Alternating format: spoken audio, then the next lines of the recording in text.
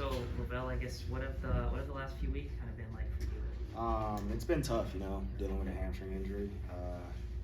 My mindset throughout those past 2 weeks was just keep a positive mindset and just help the guys out there, kind of like be a coach slash GA out there, like watching film and telling them what's coming next and all that. Which I helped Miles a lot in the Saxon and Idaho game. He was coming. I was trying to coach him up all throughout that. Yeah.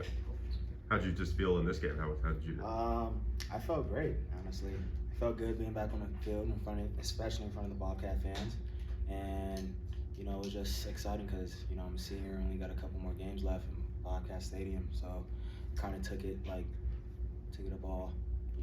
I almost cried because it's almost time.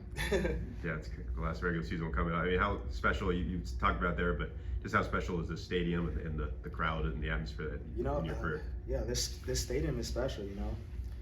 Especially when we get on third down, they get loud, and I feel like our crowd plays a good advantage to us, especially on defense.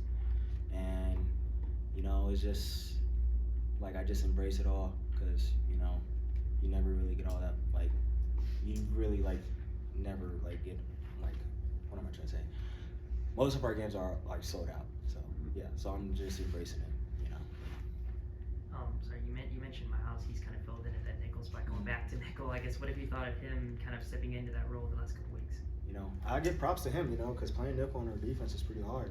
And when I went down, I was just telling him to be confident out there and just slow down, take deep breaths, and you'll be good. And he did a really good job those past 2 weeks. I'm very proud of him for stepping up and doing all that.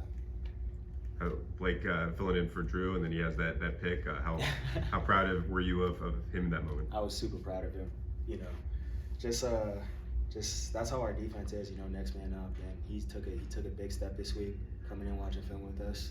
We watch film at least 3 times a day, every day, and he took it serious. And I'm very proud of him for stepping up because he made a huge step today. And I'm proud of him.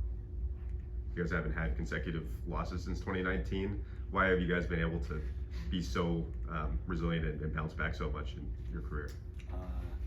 This week, after losing to Idaho, this week we kind of took a big step, and just how would I say, just we still got something to prove, So this week the defense, we took steps. We were watching film a lot, and we usually take tests before games, and throughout the past 3 years, and I'll probably say that too. We try to make a mantra, a saying we don't lose at home. So yeah, we've been rolling with that since 2019, and it's been sticking with us. You said there's still something to prove. What is it? That we're still we're still the best team in the Big Sky and in the nation. Really. I guess how much was last year's NAU game kind of on your guys' mind, especially defensively and during this week? It was on our mind a lot. Coming off the bye week last year, and then running trick plays and all that. So we really studied film last year too. We was prepared for all the trick plays they usually do, and all the passes and stuff. But they ran the ball more than we thought they were today, which was good. We tried to make them one dimensional today.